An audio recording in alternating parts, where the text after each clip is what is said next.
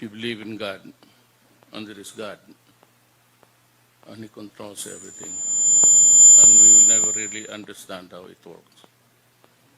But ang makasabi lang kung kailan tayo mamatay, hanggang kailan tayo mabuhay sa mundong ito, saan, papaano. It's a very complicated equation to understand it dito sa ating planeta. And there's the second plane of an astral travel in this universe. And that is why we have religion and we have faith in God. Because it is only God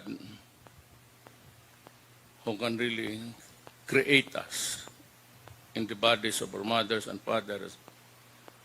And probably God can also just really end it.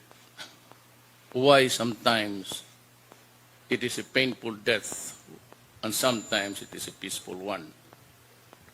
And sometimes we're given the chance to just have a little bit of time to pray, but others are so sudden. Itong buhay natin sa mundong ito, as I have learned at this very late date, I'm 73 years old. I've been trying to figure out how life really runs in this universe, yung creation and the death. And why is there a death and why do we exist here? So, itong lahat sa Diyos. But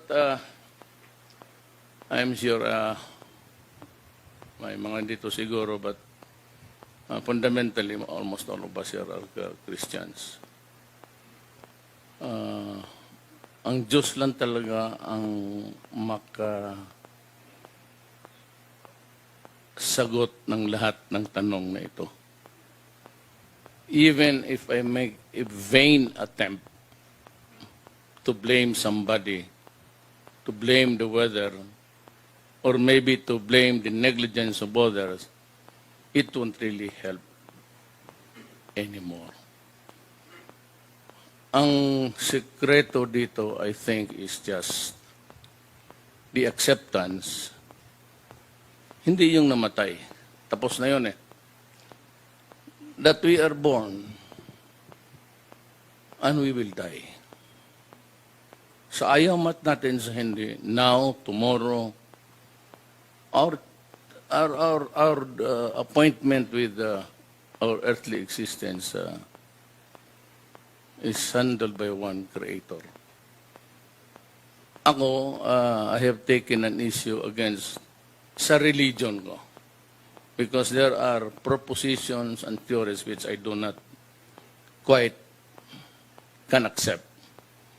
But kung magsabi ka, there is somebody up there or whoever it is who controls the universe, I will agree to that. For the simple reason that there are trillions and billions and billions and trillions of heavenly bodies. And if there is no God, I think the order of the universe will simply vanish and we will just collide with each other. And to think that we have been in existence for almost 4.5 billion years old. That's quite eternity. Many times repeated. So why we were born at this particular epoch and at this time, and we see each other as brothers and sisters at this time of our life is something which is really a mystery. It cannot be just a matter of a carcass. Sabi patay ng tao, carcass na yan. Cannot be explained in that way. But there is a redeeming statement from God. Kung maniwala ka lang sa Diyos. And it is only God who can give you that commitment because sa nag-aaral kami, meron diyang passage that at the end of time, yan ang really something which I cannot even expound on. But at the end of time, God will come back to judge the living and the dead. That is in our prayers, and I think it's in the Bible. And if you believe your religion, that says a lot of things. That in the meantime, there is some there that we will go, but that at the judgment day, when the Lord will come back to judge the living and the dead, is something that we can hope for. How it would happen, only God can do it. How is it possible that the physical being will become one again is God's mystery. Now, why do we have to die? Because we have to know the truth. And the truth does not come when we are still alive. The naked truth of our being and our existence would only come to us when we die, because it is the Spirit now who can go to God face to face. Unfortunately, our being physical is a division that separates us from the angels and the saints and God at tayo ang tao. But we are left to take care of a nation or of a planet, Earth, na magsabi ka, if there is justice, bakit yung mamahirap lang ang namatay? Bakit lang ang mahirap magtiis ng... Bakit ang mga mayaman wala silang problema? But that is a very faulty proposition because hindi natin alam. Hindi mo lang alam kung anong problema ang inaharap nila. Everyone in this planet will always have a serious problem from time to time. But it can be assuaged, it can be bearable, tolerable, if you have faith in God. At kung sabihin mo, you begin to understand why is the death. Kaya nga na Psalm Ecclesiastes 3. Ako, I've been 23 years mayor ako sa Davao. Halos pareho kami ni mayor eh. Mayor. Halos pareho kami sa politika katagal. Well, I just went on to become president. But how? It's God's answer. I do not know how. Na hindi niya ako kilala, hindi ko kilala. And I lived in a faraway place at the tip of the islands facing Australia. But it came about, and I had a good showing, not politics. But somehow, you had an affiliation kasi I got a good number here. And yet, you do not know. Ang kilala ko lang dito, yung mga kasama ko sa dormitoryo, for example, si Dulay sa BIR. He lived across the room sa akin, and he was with Secretary Belio ng Labor. Sila yung magka-roommate. Ako naman yung si Iyasay. Yung si Iyasay naman, yung foreigner, pero sandali lang. Kasi, he had issues about, kasi kung magsalita naman, he'd like to think that everybody can talk like that. And then he was up at the confirmation, he was talking like somebody who was not from the Philippines, and ano yung mga senado, ano ba itong gagawin to? Pilipino ba to? Hindi. So finally, he had a lot of issues raised. But back to simply, the Bible says, There is a time to be great. Kagaya ko. Presidente ako ngayon. I do not know why. But there will always be a time that I will be nobody.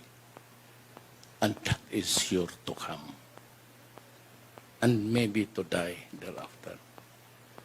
There is always a time for plenty. But there is always a time for want. There is always time to be merry, happy, and a time to be sad. A time to be healthy, strong, kung bata ka pa. But as sure as the sun will rise in the east, we will get old and get weak and sick. There's a time to feast, but it's time to want. A time to be spending, may pera ka, but sometimes may problema. And a time for war, and a time for peace. And a time to be born, and a time to die. So pag na-accept ninyo yung sinabi ko, my quote from the Bible, then alam ko na kaya na ninyo dalhin ang problema. Do not worry. Everybody and everybody will go. It's a matter of time. You may grieve. Go ahead. Cry. Because that is a part of the emotion when you live a life on this earth. Disappointment and that. Go ahead and cry. Huwag ninyong pigilan. But as you ponder on the death of your loved ones and those who are yet to be found, I'm just praying to God that they are all maybe somewhere there at buhay pa. I pray to God na sana buhay pa lahat. But for those na talagang inevitable nandyan na, well, I can only promise you what government can do in times like this. We all share the grief. Ako galing pa akong Davao pumunta dito. And I attempted kanina to land, but I could not because nagsisira na ang clouds. So I had to go back again and took the route by land. Just to be here. Sabihin niyo, importante, look, I am not into politics. I cannot run again. I am a worker of government together with these guys here. We are working and we work for you. So, nandito kami para to share your grief. But to explain to you, kami yung, for the longest time, a leader, a political leader in my place, you get to have the sense of kung what would be the appropriate explanation in life. Now, yung sinasabi ko sa inyo ngayon, yung tulong sa gobyerno, ako na mismo ang sasabi. I will answer for all funeral expenses. I can give you some amount now in addition to what the DSWD would give you. Ako na ho ang magsagot sa lahat ng libing, but I just consult with the DSW. We cannot, we will be there to, akin na yan, pati paglibing. Sagot na ng lahat ng gobyerno yan. I'm here to